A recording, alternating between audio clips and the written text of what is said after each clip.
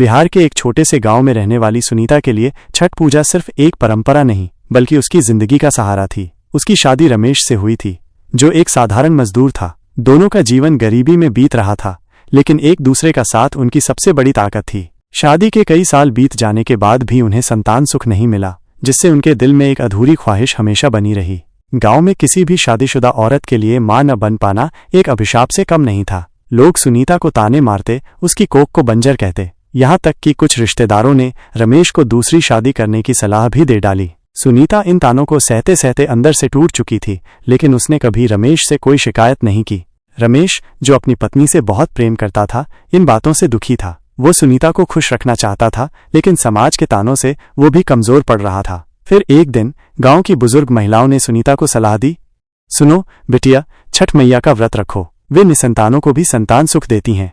सुनीता को छठ पूजा के बारे में ज्यादा जानकारी नहीं थी, लेकिन उसने ठान लिया कि वो इस बार पूरी श्रद्धा के साथ छठ मैया की पूजा करेगी। छठ व्रत बेहद कठिन होता है। 4 दिनों तक बिना अन्न जल के रहना, ठंडे पानी में खड़े होकर अर्घ्य देना और पूरी श्रद्धा से व्रत के नियमों का पालन करना। रमेश को चिंता थी कि पहले से कमजोर सुनीता ये कठिन व्रत कैसे निभा पाएगी, लेकिन सुनीता ने मुस्कुराकर कहा, अगर मेरी ममता सच्ची है तो छठ मैया मुझे जरूर आशीर्वाद देंगी।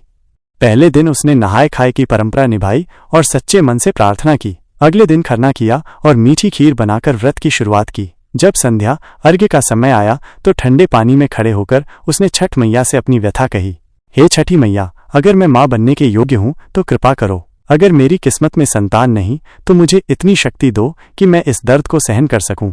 व्रत पूरा हुआ। सुनीता ने पूरी श्रद्धा से छठ मैया का स्मरण किया और अपनी जिंदगी में जो भी सुख दुख था उसे स्वीकार कर लिया। व्रत के कुछ महीनों बाद एक दिन सुनीता की तबीयत अचानक बिगड़ गई। पहले तो उसने इसे कमजोरी समझा, लेकिन जब रमेश उसे डॉक्टर के पास ले गया तो जो खबर मिली वो किसी चमत्कार से कम नहीं थी। सुनीता मां बनने वाली थी। ये खबर सुनते ही पूरे गांव में हलचल मच गई। जिन लोगों ने उसे ताने मारे थे वही अब छठ मैया की महिमा का गुणगान करने लगे। सुनीता की आंखों में आंसू थे, लेकिन इस बार वे आंसू दुख के नहीं, अपार खुशी के थे। 9 महीने बाद छठ पूजा के ही समय सुनीता ने एक सुंदर पुत्र को जन्म दिया। ये देखकर गांव वालों को यकीन हो गया कि छठ मैया ने सचमुच उसकी प्रार्थना सुन ली थी। सुनीता और रमेश ने संकल्प लिया कि अब हर साल वे पूरी श्रद्धा के साथ छठ पर्व मनाएंगे और जरूरतमंदों की मदद करेंगे। आज भी जब छठ का पर्व आता है तो सुनीता अपने बेटे के साथ घाट पर जाकर अर्घ्य देती है और हर बार उसकी आंखों में वही भावुकता होती है। धन्य हो छठी मैया, तुमने मेरी कोख भर दी। छठी मैया की जय।